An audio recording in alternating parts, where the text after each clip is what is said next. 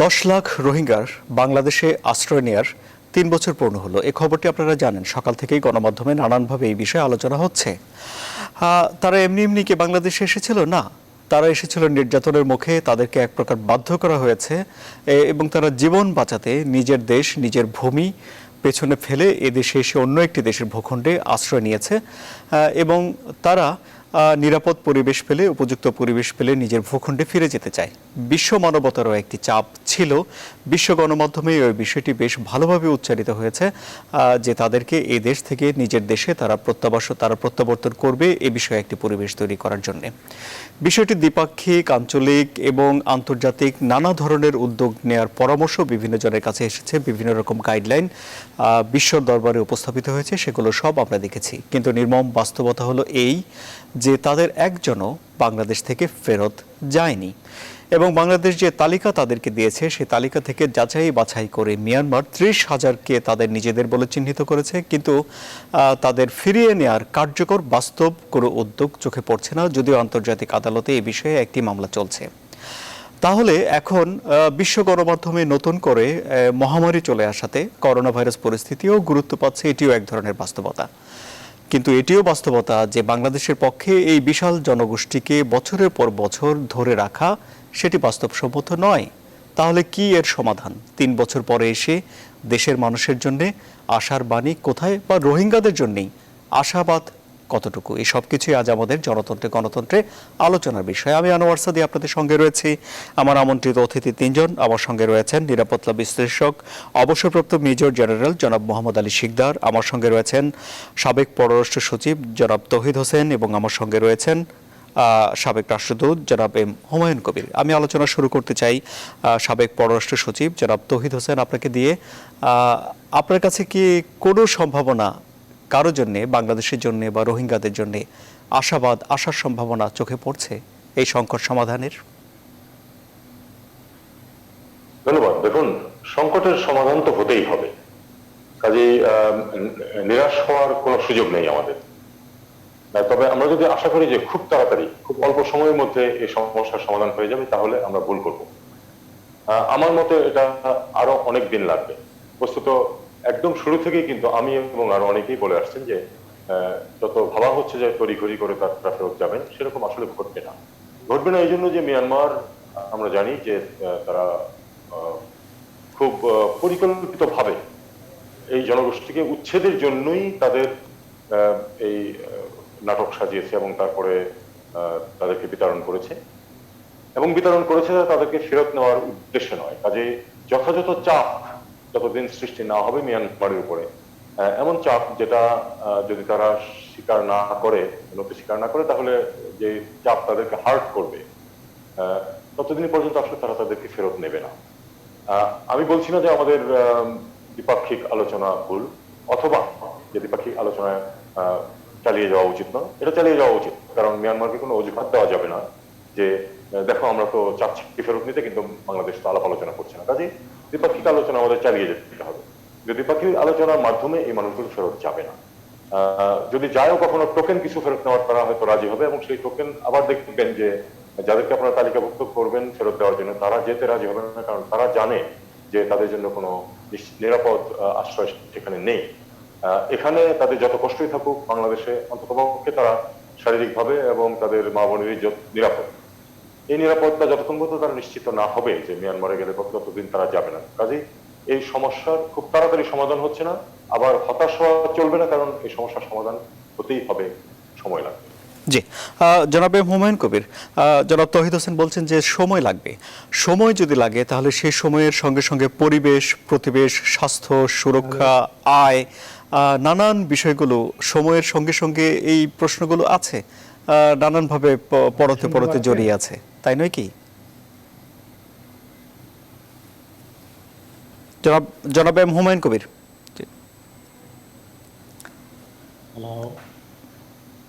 আমাকে শুনতে পাচ্ছেন? হ্যাঁ জি, আমি শুনতে পাচ্ছি। আপনাকে প্রশ্ন করেছি, বলুন। হ্যালো, স্টুডিওতে বোধহয় সমস্যা হয়ে গেছে। জি, আমি শুনতে পাচ্ছি, আপনি বলুন। আমরা শুনতে পাচ্ছি। আমরা কিন্তু পরস্পরকে শুনতে পাচ্ছি। আমিও শুনতে পাচ্ছি। জি বলুন। এটা বোধহয় ওদের এন্ডে কোনো একটা problem হয়েছে। আচ্ছা, আমি বরং জি জেনারেল মোহাম্মদ আলী শিকদারের কাছে যাই। জি জেনারেল শিকদার, আপনি কি আমাকে শুনতে পাচ্ছেন? মোহন ভাই কেমন আছেন এমনিতে? হ্যাঁ, ভালো, থ্যাংক ইউ। তুমি ভালো আছো? জি তোমার লেখা দেখলাম আজকে প্রথম আলোতে। হ্যাঁ, এই কথাই কি তো কথা। না ভালো। না, সে তো জি ঠিক। জনাব মোহাম্মদ আলী শিকদার, আপনি কি আমাকে শুনতে পাচ্ছেন? কিন্তু কিছু নুয়ান্স আছে আর কি। ধরো আমি গত ফেব্রুয়ারি জনাব মোহাম্মদ আলী শিকদার, আপনি কি আমাকে শুনতে পাচ্ছেন? আমরা একটা ইনফর্মাল নেটওয়ার্কের সাথে না জনাব হুমায়ুন কবির, আপনি কি আমাকে শুনতে পাচ্ছেন? তারা বলছে বাংলাদেশ জি জনাব তৌহিদ হোসেন, আমি আবারও আপনার কাছে ফেরত আসছি। জনাব তৌহিদ হোসেন, এটাই করা প্রয়োজন। জি জনাব তৌহিদ হোসেন, ফিরে যাচ্ছি। জনাব তৌহিদ হোসেন, আপনারা পরস্পর যে কথা বলছেন সেগুলো অন এয়ার হচ্ছে, সবাই সেসব কথা শুনছে। সোসাইটি লেভেলে আমরা ঝগড়া করি। জি বলো জনাব তৌহিদ হোসেন, এখন এটা কেমন হলো? আপনি কি আমাকে শুনতে পাচ্ছেন জনাব তৌহিদ হোসেন? একটা পয়েন্ট। আরেকটা হচ্ছে কি তোমার জি আমার মনে হয় আমি একটা বিরতি নেই, আমাদের একটু যান্ত্রিক ত্রুটি হয়েছে। এবং সুপ্রিয় দর্শক, আপনারা আমাদের সঙ্গে থাকুন। বিরতির পর আবারও আমরা আমাদের অতিথিদের সঙ্গে যুক্ত হচ্ছি।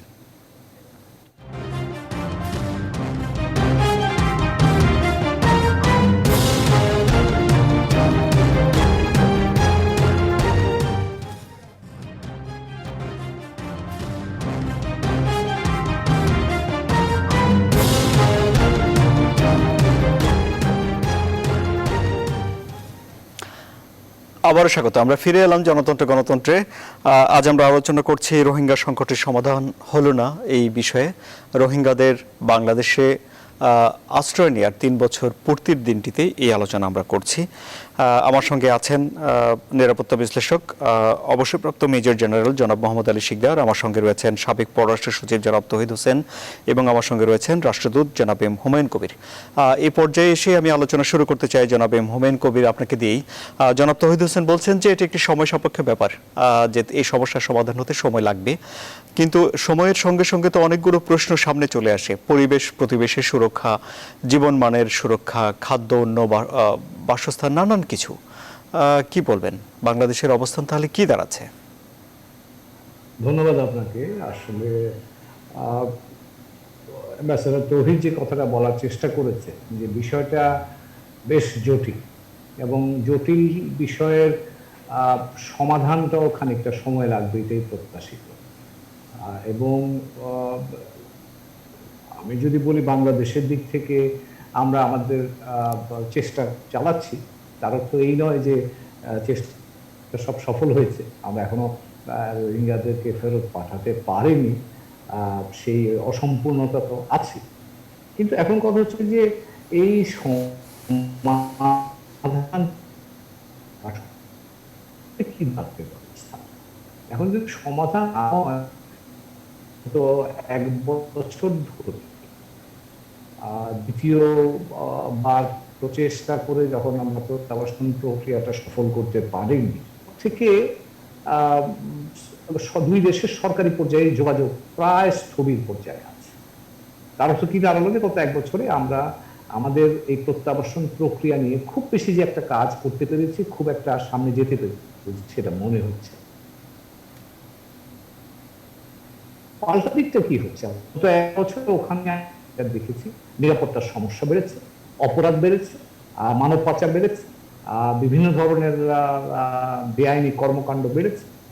তো কাজেই আমরা যেটা দেখতে পাচ্ছি যে যদি ঘটনাটা বা এদেরকে প্রত্যাবাসন না করা যায় বা এটা যদি দীর্ঘসূত্রিতার মধ্যে পড়ে যায়, তাহলে এটা নিশ্চিতভাবেই আমাদের জন্য সমস্যার সৃষ্টি করবে বা সমস্যাকে ঘনীভূত করবে। কিন্তু তা থেকে যে মিয়ানমার বাদ যাবে সেটাও কিন্তু মনে করার কারণ নেই। আপনি যদি সাম্প্রতিক কালের বিষয়গুলো একটু নজরে আনেন, তাহলে দেখবেন যে কিছুদিন আগে ইন্দোনেশিয়া এবং মালয়েশিয়ার জলসীমান্তে গিয়ে যখন রোহিঙ্গা মানুষ ভর্তি নৌকা ওখানে হাজির হয়েছিল, তখন কিন্তু মিয়ানমার বাদ যায়নি। কিন্তু মিয়ানমারকে সেই দেশের সরকারগুলোকে মিয়ানমারের উপর চাপ দিয়েছে যে রোহিঙ্গা এরা তোমাদের এখান থেকে এসছে, ওদের তো তোমরা ফেরত নাও। তো কাজেই এই বিষয়টা আঞ্চলিক একটা সমস্যায় রূপ নিতে খুব বেশি দিন লাগবে এবং ইতিমধ্যেই কিন্তু তার খানিকটা আঁচ আমরা পাচ্ছি। তবে এটা ঠিক যে এখন যে অবস্থায় আমরা আছি এই অবস্থা থেকে উত্তরণ প্রয়োজন। এখন এখানে আমি যদি দেখি বাংলাদেশের সরকারের দিক থেকে উদ্যোগগুলো দুইভাবে হয়েছে। একটা ধরেন আন্তর্জাতিক পরিমণ্ডলে জাতিসংঘ সাধারণ পরিষদের প্রস্তাব গ্রহণ বলেন, হিউম্যান রাইটস কাউন্সিলে বলেন, সেখানে কিন্তু আমরা গত 3 বছরই মানে রোহিঙ্গাদের পক্ষে বা বাংলাদেশের অবস্থানের পক্ষে আমরা ব্যাপক হারে সমর্থন পেয়েছি। কিন্তু যে জায়গাটায় আমাদের সমস্যা রয়ে যাচ্ছে সেটা হচ্ছে যে এখানে আঞ্চলিক মিয়ানমার এবং আঞ্চলিক যারা শক্তি আছে তাদের দিক থেকে কিন্তু আমরা ইতিবাচক সমর্থন খুব একটা পাই। আমি একটা মানে নাগরিক সমাজের প্রক্রিয়ার সাথে যুক্ত আছি। সাম্প্রতিককালে একবার মিয়ানমারে যাবার সুযোগ হয়েছিল। জনাব তৌহিদ হোসেন যে কথাটা বলেছেন তার সূত্র ধরে আমি বলব, মিয়ানমার কয়েকটা কথা বলার চেষ্টা করছে এবং তারা কিন্তু কনসিস্টেন্টলি এই কথাগুলো বলে যাচ্ছে এবং শুধু বলছে না, তারা এগুলো আন্তর্জাতিক সম্প্রদায়ের কাছে প্রচার করছে। মিয়ানমার 1 নম্বর যে কথাটা বলছে সেটা হচ্ছে যে বাংলাদেশের কাছ থেকে সহযোগিতা না পাওয়ার জন্য এই প্রত্যাবাসন প্রক্রিয়াটা সফল হচ্ছে না। এই কথাটা কিন্তু মিয়ানমার কনসিস্টেন্টলি তারা এটা বলে যাচ্ছে। এখন আমাদের দিক থেকে আমাদের কি কাজটা করা দরকার, যে এই অপপ্রচারটা যে সত্যি নয়, রোহিঙ্গারা যাবে কি যাবে না সেই সিদ্ধান্ত রোহিঙ্গারা নিজেরা নিয়েছে। ইউএনএইচসিআর সেখানে তাদেরকে ইন্টারভিউ করে তারা তাদের মতামতটা নির্ধারণ করেছে এবং রোহিঙ্গাদের যাবার জন্য যেটুকু কাঠামোগত আয়োজন দরকার ছিল বাংলাদেশ সরকার সেগুলো করে দিয়েছে। তো কাজেই বাংলাদেশের দিক থেকে বাংলাদেশের সরকারি পর্যায়ে বাংলাদেশ এতে প্রতিবন্ধকতা সৃষ্টি করেছে এমন কথার তো ন্যূনতম যুক্তিও নাই। কাজেই মিয়ানমার এই প্রচারণাটা চালাচ্ছে এবং এখনো সেটা কিন্তু তারা চালিয়ে যাচ্ছে। গত সেই 22 অগাস্টের গত বছরের 22 অগাস্ট থেকে এখনো পর্যন্ত এটা চালিয়ে যাচ্ছে। কাজেই যদিও বিষয়টা স্থবির আছে, কিন্তু এই অপপ্রচারটা কিন্তু আমাদের এই প্রত্যাবাসন প্রক্রিয়াকে বিভিন্নভাবে নেতিবাচকভাবে প্রভাবিত করতেছে। জি, আমি আরেকটা জায়গায় আমি ঠিক আছে আমি পরে না, হ্যাঁ, আমি আপনার কাছে আসছি। জনাব মেজর জেনারেল অবসরপ্রাপ্ত জনাব মোহাম্মদ আলী শিকদার, আপনি আলোচনা শুনছিলেন আমি জানি। জনাব হুমায়ুন কবির বললেন যে এই সমস্যাটি আঞ্চলিক সমস্যায় রূপ নিতে খুব বেশি দিন সময় লাগবে না। আপনি কি তার এই বক্তব্যের সঙ্গে একমত? যদি একমত হন তাহলে সেই আঞ্চলিক সমস্যার রূপটি কি হতে পারে? ধন্যবাদ। অবশ্যই আমি যে জনাব হুমায়ুন কবির যেটি বললেন যে এটি আঞ্চলিক সমস্যার সৃষ্টি করবে, সেটি কিন্তু একেবারে বাস্তব সত্য কথা। কারণটা হলো কি, যে এই বিষয়টা কিন্তু আমরা একেবারে শুরু থেকেই যারা এই বিষয় নিয়ে আমরা কথা বলেছি, লেখালেখি করেছি, তারা কিন্তু বলে আসছি যে এটি শুধু বাংলাদেশের জন্য নিরাপত্তা সংকট সৃষ্টি করবে না, এটি অঞ্চলের জন্য নিরাপত্তা সংকট সৃষ্টি করবে এবং কিভাবে করবে তারও কিন্তু বহু নিদর্শন কিন্তু আমরা এই রোহিঙ্গা ক্যাম্পের ভিতরে যে অ্যাক্টিভিটিস এবং অন্য যে বিষয় আছে সেটি তাকালে কিন্তু আমরা দেখতে পারি।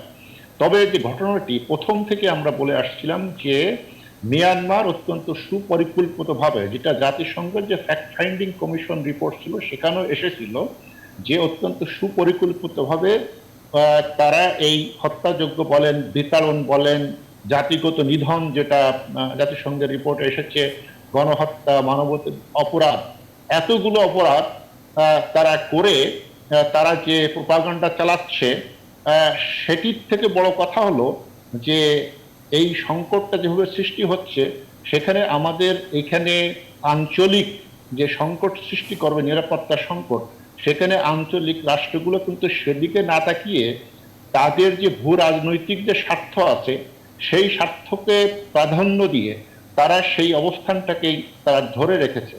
এখানে যদি আমরা বলি, আমরা তো স্পষ্টভাবে দেখেছি জাতিসংঘ তো এটা উঠেছিল, 2 বার না 3 বার উঠেছিল, প্রস্তাব উঠেছিল, সেই প্রস্তাবে কিন্তু চীন ভেটো দিয়েছিল, আমাদের অত্যন্ত ঘনিষ্ঠ স্ট্র্যাটেজিক পার্টনার এখন। কিন্তু বিষয়টা হলো কি, দেখেন এখানে মার্কিন যুক্তরাষ্ট্র তারাও কিন্তু এখানে অত্যন্ত খেলোয়াড় হিসাবে খেলছে বলে আমার কাছে মনে হয়। এই ধরেন একজন সোকল্ড মহিবুল্লাহ, তাকে নিয়ে গেল আমেরিকা, কোথা থেকে কিভাবে গেল, সে এসে এখানে একটা নেতা হয়ে গেল এবং একটা বার্গেনিং এজেন্টের মতো একটা আত্মপ্রকাশ করে নানা রকম কথাবার্তা বললো। এটি তো সংকটকে আরো ঘনীভূত করেছে, সংকটকে তো সমাধানের পথে কোনো মানে পথ দেখায়নি, এই বিষয়টি। সুতরাং এখানে যে জায়গাটি দাঁড়িয়েছে, দেখেন মার্কিন যুক্তরাষ্ট্র বলেছেন অফিসিয়ালি, তারা নিন্দা জানিয়েছেন, তারা এটার জন্য কয়েকজন তাদের মিয়ানমারের কর্মকর্তা ইত্যাদি বা উচ্চপদস্থ তাদের বিরুদ্ধে ব্যক্তিগত নিষেধাজ্ঞা দিয়েছেন। কিন্তু পৃথিবীতে অন্য অন্য জায়গায় যেভাবে আমরা দেখি যে যেভাবে তারা এই ধরনের অপরাধের কারণে সার্বিক অর্থনৈতিক নিষেধাজ্ঞা দেন, সেটি কিন্তু তারা এখানে দিচ্ছেন না। তাতে আমার কাছে মনে হচ্ছে যে খেলাটা এরকম যে চায়না যেহেতু আজকে মিয়ানমারে তাদের স্ট্র্যাটেজিক স্বার্থের কারণে তারা এখানে একেবারে মিয়ানমারকে বলা যায় এই কথায় বাংলা যে কবজা করে নিয়েছে, সুতরাং মার্কিন যুক্তরাষ্ট্র বোধহয় এই ধরনের একটা দরজা খোলা রাখছে। যদি যেহেতু বাংলাদেশের সাথে চায়নার সম্পর্কটা অত্যন্ত ঘনিষ্ঠ স্ট্র্যাটেজিক, সেখানে চায়না যদি এরকম কোনো পরিস্থিতি যে মিয়ানমার তাদের সাথে অসন্তুষ্ট বা মিয়ানমার সাথে সম্পর্ক কোন রকম অন্যদিকে মোড় নিচ্ছে, তাহলে মার্কিন যুক্তরাষ্ট্র সেখানে ঢুকে আজকে চায়না যে কাজটি করছে একই কাজ মার্কিন যুক্তরাষ্ট্র করবে। সুতরাং এখানে কিন্তু প্রত্যেকে তার ভূ রাজনৈতিক স্বার্থ, জাতীয় স্বার্থকে প্রাধান্য দিচ্ছে। এই রোহিঙ্গাদের স্বার্থ কিন্তু কেউ প্রাধান্য দিচ্ছে না। সেই কথাটি যখন আমরা শুরু থেকে বলে আসছিলাম, তখন কিন্তু আমরা বলেছিলাম যে বাংলাদেশ রাষ্ট্রীয় কর্তৃপক্ষ বা ফরেন মিনিস্ট্রি যারা আছে বা তাদের এই জিনিসটা মনে রাখতে হবে যে এটা যেহেতু এইরকম একটা দ্বন্দ্বের জায়গা যাচ্ছে, এটা দীর্ঘ বিষয়, এটা সমাধান করার জন্য শুধু এই দীর্ঘমেয়াদী বিষয়ে যখন আমাদের এরকম একটা অবস্থা হবে, তখন আমাদের যেটা করণীয়, এই যে প্রচেষ্টা যেটা কূটনৈতিক বলে আন্তর্জাতিক পর্যায়ে জাতিসংঘ বলেন, এটা তো চলছে, ওনারা দুইজনই বললেন, এটা তো আমরা সবাই দেখছি, আমিও সে একমত।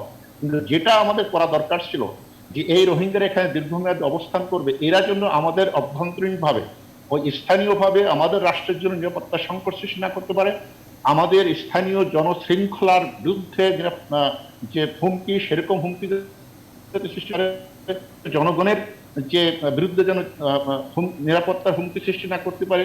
এই যে কাজগুলো, সেই কাজগুলো কতটুকু আমরা সফলভাবে করতে পেরেছি সেটা কিন্তু প্রশ্ন থেকেই যাচ্ছে। তার কারণটি হলো যে আমরা কিন্তু প্রতিনিয়ত রিপোর্ট পাচ্ছি যে এখানে বহু ধরনের এই কি মাদক পাচার, মানব পাচার, অস্ত্র পাচার, বহু ধরনের অপরাধ, এবং ইভেন টু দ্য এক্সটেন্ট যে তারা স্থানীয় লোকজনকে হুমকি দিচ্ছেন নানা রকম, তাদের ভয়ভীতি দেখাচ্ছে, কারণ তারা এখন ওখানে মেজরিটি। সুতরাং এই যে জায়গাগুলি, এই জায়গাগুলিকে আমাদের যেহেতু দীর্ঘমেয়াদী আমরা সবাই বলছি, তো এই জায়গাগুলি বোধহয় আমাদের আরো শক্তভাবে ডিল করা উচিত, যাতে এইখানে আমাদের অভ্যন্তরীণ নিরাপত্তা, জননিরাপত্তার জন্য তারা জন্য বড় ধরনের হুমকি সৃষ্টি না করতে পারে, এটা যেন আমাদের নিয়ন্ত্রণের বাইরে না যায়। এটি কিন্তু এখন জরুরি হয়ে দাঁড়িয়েছে। আগে এই বিষয়টি নিশ্চিত করে তারপর যেটা প্রচেষ্টা আছে আন্তর্জাতিক পর্যায়ে এদেরকে ফেরত দেওয়ার জন্য, সেটা অব্যাহত রাখতে হবে। আমি আপনার কথার জের ধরে জনাব তৌহিদ হোসেনের কাছে যেতে চাই। পরিস্থিতি যেন এমন না হয় যা বাংলাদেশের জন্য নিরাপত্তা হুমকি তৈরি করার আশঙ্কা তৈরি করে। জনাব তৌহিদ হোসেন, আপনি জেনারেল শিকদারের এই বক্তব্য সমর্থন করেন কি? আমি তার সাথে অনেকখানি একমত, কিছু অ্যাড করতে চাই, কিছু দ্বিমত পোষণ করতে চাই। প্রথমত, এটা বাংলাদেশের জন্য নিরাপত্তা সমস্যার সৃষ্টি করবেই এই জন্য যে আপনি তাদের ডেমোগ্রাফিক প্যাটার্নের দিকে তাকান। আপনার যদি এখানে 10-12 লক্ষ 13 লক্ষ মানুষ থাকে এবং তার মধ্যে যদি দেখা যায় যে 3 থেকে 5 লক্ষ বা সময়ে যেটা হবে 2 থেকে 3 লক্ষ 5 লক্ষ যদি দেখা যায় যে এই আপনার 18 থেকে 30 বছর বয়সের তরুণ যুবক যাদের কোনো কাজ নেই, বসে থেকে একটু খাবার পাওয়া এবং একটা ছোট্ট কুপড়ির মধ্যে বসে থাকা, কোনো তরুণ যুবক এটাকে মেনে নেবে না। এটা যেহেতু সে মেনে নেবে না, এই পরিস্থিতিকে যেহেতু এটা দীর্ঘায়িত হওয়ার সম্ভাবনা দেখা দিয়েছে, তখন এই যে শরীরে যেমন আপনার সাইটোকাইন স্টর্ম হয়, যে আপনার শরীরের যে রেজিস্ট্যান্স মেকানিজম, সেটা আপনার শরীরকেই ক্ষতি করতে থাকে একটা স্টেজে গিয়ে, অবস্থাটা কিন্তু সেরকম দাঁড়াবে। তখন কিন্তু এই যে বিক্ষুব্ধ শ্রেণী, তারা কিন্তু শত্রু মিত্র চিনতে পারবে না অনেক ক্ষেত্রে। আমরা যে তাদের মিত্র সেটাও তারা ভুলে যাবে এবং তারা অবশ্যই সমস্যার সৃষ্টি করবে। অবশ্যই এখানে একটা নিরাপত্তার বড় সড় সমস্যার সৃষ্টি হবে। আঞ্চলিক নিরাপত্তার ব্যাপারে যে সমস্যার কথা বলছেন কিছুটা সত্য, কিন্তু আঞ্চলিক নিরাপত্তা এখন পর্যন্ত যে প্যাটার্ন দেখা যাচ্ছে এবং যে প্যাটার্ন আগামী কিছুদিন 2-4-5 বছরের জন্য মনে হচ্ছে, আঞ্চলিক শক্তিগুলি খুব বেশি সাফার করবে না। ছোটখাটো কিছু চাপ আসবে, চাপ তো মিয়ানমারের উপরে বিভিন্ন জায়গা থেকে আসছে, এবং সেটা তারা টলারেট করতে অভ্যস্ত 1962 সন। কাজেই আমার মনে হয় না যে এটা বিরাট কোন আঞ্চলিক অন্য রাষ্ট্রগুলির জন্য আমাদের জন্য যেরকম একটা প্রবল সমস্যার সৃষ্টি হবে, এর ধারে কাছে অন্যান্য রাষ্ট্রগুলির জন্য হবে না, যদি না এই সংঘাতময় পরিবেশটা স্পিল ওভার করে বর্ডারের অন্য পাশে, সেটা যে দেশেই যাক না কেন। জি। আরেকটা জিনিস হলো যে পৃথিবীতে বড় খেলোয়াড়রা যারা আছেন তারা কিন্তু যে কোনোখানে একটা সমস্যার সৃষ্টি হলে অবশ্যই তারা খেলবেন, সেটা তাদের নিজেদের স্বার্থ তারা দেখতে যাবে। আমাদের দেখতে হবে যে কাদের স্বার্থের সাথে আমাদের স্বার্থ মিলতে পারে, কারণ এই মুহূর্তে দেখা যাচ্ছে যে যারা এখানে ইমিডিয়েট প্লেয়ার, যারা চীন বলুন ভারত বলুন, তাদের সাথে কিন্তু আমাদের স্বার্থ মিলছে না। চীন তার জিওপলিটিক্যাল স্বার্থে মিয়ানমার অনেক বেশি গুরুত্বপূর্ণ, এটা আমাদেরকে মেনে নিতে হবে যে যেহেতু চীনের সাথে আমাদের বর্ডার নাই এবং মিয়ানমারের বর্ডার আছে এবং তাদের অ্যাক্সেস, চীনের অ্যাক্সেস টু বে অফ বেঙ্গল হচ্ছে মিয়ানমারের মাধ্যমে, এটা তাদের জন্য অত্যন্ত গুরুত্বপূর্ণ। এটা তাদেরকে সুযোগ দেবে আপনার এই মালাক্কা প্রণালীর চোখ পয়েন্ট অ্যাভয়েড করার। কাজেই চীন মিয়ানমারের পক্ষেই শক্তভাবে থাকবে, এটা ধরে নিয়ে আমাদের আগাতে হবে। চীনকে আমরা যতই বন্ধু মনে করি না, অবশ্যই আমাদের বন্ধু, আমাদের সাথে অত্যন্ত ঘনিষ্ঠ অর্থনৈতিক সম্পর্ক আছে, কিন্তু এক্ষেত্রে আমরা চীনের সমর্থন পাবো এটার সম্ভাবনা খুব কম। আমাদেরকে চেষ্টা করতে হবে চীনকে একটা মাঝামাঝি অবস্থায় নিয়ে আসতে। নেতৃত্বের প্রশ্নে আমি কিন্তু সম্পূর্ণ দ্বিমত পোষণ করি। আমি মনে করি যে একটা রিফিউজি কমিউনিটির মধ্যে নেতৃত্ব না থাকার চেয়ে নেতৃত্ব থাকা ভালো। সেই নেতৃত্বকে বরং অন্যরা সৃষ্টি না করুক, আমাদেরই যে প্রতিষ্ঠানগুলো আছে তাদের উচিত এক ধরনের একটা নেতৃত্বের সৃষ্টি করা, যাদের মাধ্যমে তাদেরকে নিয়ন্ত্রণে রাখা যাবে। আপনি যদি নিয়ন্ত্রণে রাখতে চান এবং তারা যেন বিপজ্জনক হয়ে না যায় সেটা করতে চান, তাহলে তাদের মধ্যে থেকে আপনার একটা নেতৃত্ব বের করে নিয়ে আসতে হবে, যে নেতৃত্বের মাধ্যমে আপনি নিয়ন্ত্রণটা প্রতিষ্ঠা করতে পারবেন। আপনি শুধু বাইরে থেকে শুধু পুলিশি ব্যবস্থা করে আপনি সেটা করতে পারবেন। আমি আপাতত থামছি। জি, অনেক ধন্যবাদ জনাব এম হুমায়ুন কবির। নেতৃত্ব না থাকার চেয়ে নেতৃত্ব থাকা ভালো। রোহিঙ্গাদের উপস্থিতি এবং তাদের মাঝে নেতা হয়ে ওঠার এটি বাংলাদেশের জন্য কি ভালো হচ্ছে না মন্দ হচ্ছে? দুভাবে দেখা যায়। ধন্যবাদ আপনাকে। আসলে দুজনেই আমাদের শ্রদ্ধেয় দুজন সহকর্মী বলেছেন। আমি মনে করি যে রোহিঙ্গাদের কথা তো একদিন ধরে আমরা বলছি, বাংলাদেশ বলছি রোহিঙ্গাদের পক্ষ। আমার ধারণা রোহিঙ্গা যদি বলে তাতে কিন্তু আমাদের অবস্থানটা শক্তিশালী হয়, কারণ মিয়ানমার বাংলাদেশের উপর কিন্তু জিনিসটা আমাদের উপর ছড়িয়ে দিতে চেষ্টা করছে যে বাংলাদেশ সরকার বা বাংলাদেশ রাষ্ট্র হিসাবে রোহিঙ্গাদেরকে আসতে দিতে চায় না, এরকম একটা ধারণা তারা বাইরে প্রচার করছে। যে সেক্ষেত্রে যদি রোহিঙ্গারা নিজেদের কথা বলে তাহলে সেটার অথেন্টিসিটি বা ক্রেডিবিলিটি, বিশ্বাসযোগ্যতা বাইরের পৃথিবীতে কিন্তু অনেক বেশি হয়। এটা হলো এক নম্বর। দুই নম্বর, যেটা এবার তৌহিদ যে কথাটা বলেছে, আমি মনে করি যে আসলে এটা রোহিঙ্গারা যে কথাটা বলছে তাদেরকে আমরা কিভাবে দেখছি। এখন ধরেন তারা যে বক্তব্যটা দিচ্ছে সেই বক্তব্যটা দেখছি, নাকি তারা যে লোক জড়ো করেছে সেটা দেখছি। এখন বক্তব্যের দিক থেকে যদি আপনি দেখেন, গতকালও দেখলাম, গত পরশুদিন আপনারা টেলিভিশনে বিভিন্ন জায়গাতে দেখছি, রোহিঙ্গারা কিন্তু বলছে না তারা বাংলাদেশে থাকতে চায়, তারা দ্রুত সেখানে মিয়ানমারে ফেরত যেতে চায়, এই কথাটা কিন্তু বারবার বলছে। এবং সেই বলাটা রোহিঙ্গারা ওখানে যেতে চায়, এটাই তাদের বাসভূমি, সেখানে তাদের যাওয়া দরকার, এই বক্তব্যটা কিন্তু আমি মনে করি আর একটু বেশি শক্তিশালী হলে আমাদের কোনো লস নাই। এবং সেই ক্ষেত্রে জনাব তৌহিদ হোসেন যে কথাটা বলেছেন যে এখানে একটা সাংগঠনিক কাঠামো থাকলে রোহিঙ্গাদের এত বড় জনগোষ্ঠীকে আপনি যদি ওখানে ম্যানেজ করতে হয়, বাইরে থেকে ম্যানেজ করা ভেরি ডিফিকাল্ট। এবং আমরা তো তাদের ভাষা বলি না, এক নম্বর কথা, তাদের সংস্কৃতিটা ভিন্ন, তাদের মন মানসিকতা ভিন্ন, তাদের ওরিয়েন্টেশনটা ভিন্ন। কাজে সেই ক্ষেত্রে তাদের মধ্যে থেকে যদি একটা ক্রেডিবল লিডারশিপ আসে এবং সেই লিডারশিপটার সাথে যদি আমরা ইন হারমোনি কাজ করতে পারি, তাহলে এটাকে প্রাইম অফিসে আমি খারাপ কিছু দেখছি না বা খারাপ বলে মনে করছি না। এবং আরেকটা জিনিসও খেয়াল রাখতে হবে যে এই সমস্যাটা কিন্তু রাজনৈতিক সমস্যা, এটা মিয়ানমারের দিক থেকে রাজনৈতিক সিদ্ধান্ত, মিয়ানমার ওদেরকে নেবে, কখন নেবে, কিভাবে নেবে। একইভাবে কিন্তু এটা আমাদের জন্য রাজনৈতিক সমস্যার বিষয়, এটা কিন্তু শুধু নিরাপত্তার বিষয় না, এবং এটা নিরাপত্তা দিয়ে আপনি এই সমস্যাটার কোনো দিক দিয়ে সমাধান করতে পারবেন না। এটা সমস্যাটা তৈরি হয়েছে অতি নিরাপত্তার সচেতন হওয়ার কারণে মিয়ানমারের দিক থেকে। যদি তারা রাজনৈতিকভাবে চিন্তা করতো তাহলে কিন্তু এই সমস্যাটার রাজনৈতিক সমাধান করা যেত, তারা সেই জায়গায় যেতে চায়নি। তারা নিরাপত্তা ব্যবস্থার মাধ্যমে এটা সমাধান করতে চেয়ে আমাদের জন্য সমস্যা তৈরি করেছে। জি একইভাবে ওইখান থেকে যদি আমরা লেসনটা নিই, তাহলে আমাদের জন্য শিক্ষাটা হচ্ছে যে এইটা কিন্তু রাজনৈতিকভাবেই করতে হবে, নিরাপত্তা ব্যবস্থাটাকে রাজনৈতিক প্রক্রিয়ার অংশ হিসাবে রাখতে হবে, কিন্তু সেটা যেন লিড গিয়ে বা সেটা যেন সামনে গিয়ে আমাদের রাজনৈতিক লক্ষ্যটাকে কোনোভাবেই আচ্ছন্ন না করে। জি আমি আপনার কথার জের ধরেই জেনারেল শিকদারের কাছে যেতে চাই যে একটি ভিন্ন মত পাওয়া গেল যে নেতৃত্ব একেবারে না থাকার চেয়ে নেতৃত্ব থাকা ভালো, তাতে করে জনগোষ্ঠীকে নিয়ন্ত্রণ করা সম্ভব হয়। এই দৃষ্টিকোণ থেকে বিবেচনা করে আপনি কি বলবেন? দেখেন, যে বিষয়টা আমি বলার চেষ্টা করেছিলাম সেটি হলো, ঠিক আছে, নেতৃত্ব থাকা, তাদের ই করা, এটা কিন্তু অলরেডি আছে ভিতরে, তাদের বিভিন্ন ধরনের আছে, তাদেরকে মাঝি বলে, নানান রকম অ্যাপয়েন্টমেন্ট আছে এই প্রশাসনিক যে ব্যবস্থা নিয়ন্ত্রণ করার জন্য, তাদের খাদ্যদ্রব্য বিতরণ থেকে, তাদের রিলিফ বিতরণ থেকে, মেডিসিন, সবকিছু সেটা কিন্তু আছে।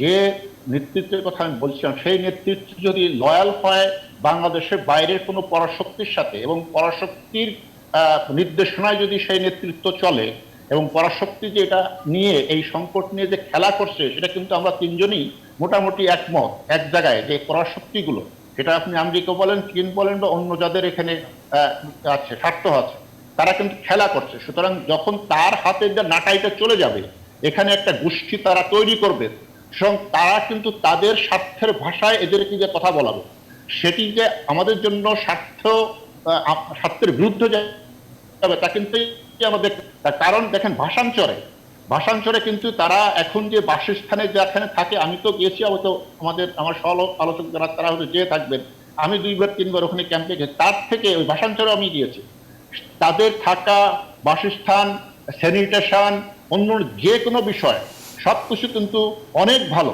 কিন্তু সেখানে এই যে এখানে আমাদের আন্তর্জাতিক যারা আমাদের সহযোগী এখানে কাজ করছে বিভিন্ন পর্যায়ে বিভিন্ন সংস্থা থেকে, তাদের কিন্তু একটি আপত্তি বলেন, বা তাদের এই মিয়ানমার যারা এই যে রোহিঙ্গা আছে, তারা কিন্তু তাদের সুর মিলেই বলছেন যে না, আমরা যাব না। সেই জায়গাটা কিন্তু আমাদের রাষ্ট্রের নিরাপত্তার জন্য, আমি এখানে নিরাপত্তা, আমি আমাদের রাষ্ট্রের যে নিরাপত্তা, সেটি কিন্তু আমি অন্য রাষ্ট্রের সাথে সংশ্লিষ্ট করে বলছি না।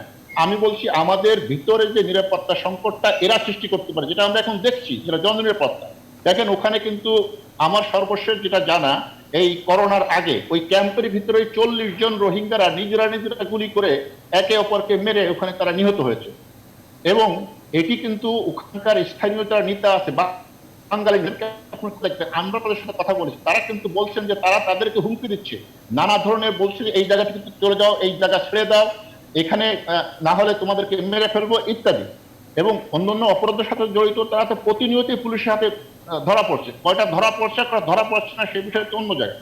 সুতরাং এইখানে আমার কথাটি ছিল যে আমাদের সবকিছুই রাজনৈতিকভাবে কূটনৈতিক দৃষ্টিতে দেখে এটাকে সবাইকে সঙ্গে নিয়ে সমাধান করতে হবে, কিন্তু অ্যাট দ্য সেম টাইম এইখানে এই যে জনগোষ্ঠী, তারা যেন আমাদের অভ্যন্তরীণ নিরাপত্তা, এখানে আইন শৃঙ্খলার যে পরিস্থিতি, সেটাকে যেন আনস্টেবল না করে জনগণের জন্য যেন সংকট সৃষ্টি না করতে পারে, সেই বিষয়টি কিন্তু আমাদের অভ্যন্তরীণ বিষয়, সেটি আমাদের নিশ্চিত করা দরকার।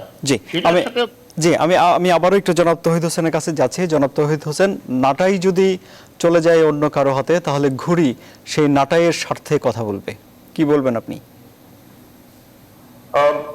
কথা কিছু সত্যতা অবশ্যই আছে, আমাদের সেটা নিয়ন্ত্রণ করার চেষ্টা করতে হবে। তবে একটা জিনিস মনে রাখতে হবে, কিন্তু সেটা হলো যে কোনোখানেই কিন্তু নাটাই আপনার হাতে থাকবে, কিন্তু আপনি কখনোই কিন্তু কোনো কিছুতেই সম্পূর্ণ নিয়ন্ত্রণ পাবেন না। আপনি কি মনে করেন যে আমাদের যে বর্তমান ব্যবস্থা আছে, সেখানে কি বিশ্বের বড় শক্তিগুলির কিছু ভূমিকা নেই? আমরা কি সব সিদ্ধান্ত শুধু আমাদের মতো করেই নিই? আমরা কি ইনফ্লুয়েন্সড হই না? কাজেই যেখানে একটা সুযোগ থাকবে তারা সেটা সুযোগ নেওয়ার চেষ্টা করবে। কিন্তু এখানে আমাদের মনে রাখতে হবে যে আমরা কিন্তু আমাদের সেই সামর্থ্য নেই, সেই শক্তি নেই যে আমরা এককভাবে এটা এই সমস্যার সমাধান করবো। কারণ এটা এমন এক পর্যায়ে পৌঁছে গেছে যে আসলে বিশ্ব সম্প্রদায়ের সহায়তা আমাদের লাগবে। সেটা শান্তিপূর্ণ, আমরা তো শান্তিপূর্ণ সমাধান চাই, শান্তিপূর্ণ সমাধান করতে গেলেও লাগবে। আর যদি কখনো আমি সেই সম্ভাবনাও দিয়ে দিচ্ছি না, আজকে থেকে 2, 5, 7, 10 বছর পরে যদি এই সমস্যার সমাধান তখন পর্যন্ত না হয়, তখন কিন্তু এটা যে একেবারে সবসময় শান্তিপূর্ণ থাকবে এমন আমি কোনো নিশ্চয়তা দিতে পারছি না। আমি জানি না নিরাপত্তা বিশ্লেষকরা এটাকে কি দৃষ্টিতে দেখেন। আমার ভয় হচ্ছে যে যদি বেশি দীর্ঘায়িত হয়, এখানে তখন এটা ভায়োলেন্ট হওয়ার একটা সম্ভাবনা থাকবে। সেক্ষেত্রেও কিন্তু আমাদের বিশ্ব সম্প্রদায়ের সহায়তা লাগবে, এটা কিন্তু আমাদের মনে রাখতে হবে। এবং আমাদেরকে এখন থেকেই ভাবতে হবে যে খারাপ পরিস্থিতিতে আমাদের বন্ধু কারা হতে পারে, কাদের স্বার্থ আমাদের স্বার্থের সাথে হয়তো মিলতে পারে, এগুলি আমাদেরকে সবই চিন্তা করতে হবে এবং আমাদের ডিপ্লোমেসিটা এই জন্যই মাল্টি প্রবলেম হতে হবে।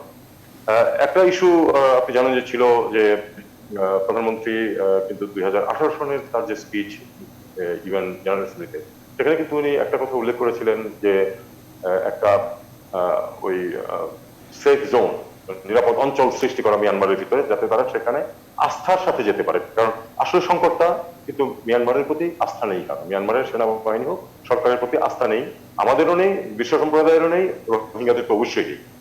সে আস্থার সুযোগ সৃষ্টি করা যেতে পারে সেটার মাধ্যমে। সেটা কিন্তু সহজ নয়, এটা আপনি প্রস্তাব করতে পারবেন, আমি মনে করি যে প্রস্তাব আরো ডিটেলস করাই উচিত আমাদের এবং পার্সু করা উচিত, কিন্তু মিয়ানমার কিন্তু সেটা মানবে না। কিন্তু তবু এটা টেবিলে আসা উচিত, কারণ আসলে কোনো এক সময় যদি তাদেরকে আস্থার মাধ্যমে ফেরত নিতে হয়, তখন কিন্তু কিছু একটা আন্তর্জাতিক পর্যায়ে সে যে দেশেরই হোক, এমনকি আঞ্চলিকও হতে পারে, তাদের একটা কিন্তু সুপারভিশন না হলে কোনোদিনই রোহিঙ্গারা আশ্বস্ত বোধ করবে না এবং ফিরে যেতে রাজি হবে।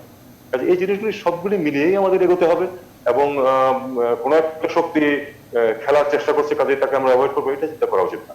তাদের সাথেও আমাদের মেলার চেষ্টা করতে হবে যেন তাদের স্বার্থ আমাদের স্বার্থ যেন একসাথে।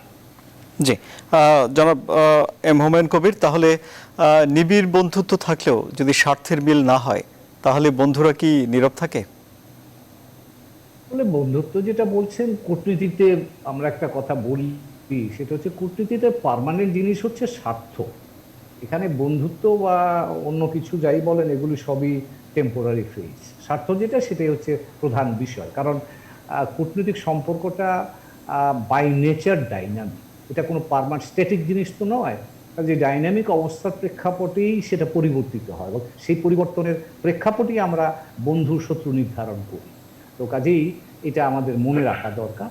এবং এখানে যেটা জনাব তৌহিদ হোসেন বললেন, এই প্রস্তাবটা আলোচনায় আছে, বা আমাদের মাননীয় প্রধানমন্ত্রী সেটা বলেছিলেন, তার আগেও এটা নিয়ে আলোচনা হয়েছে।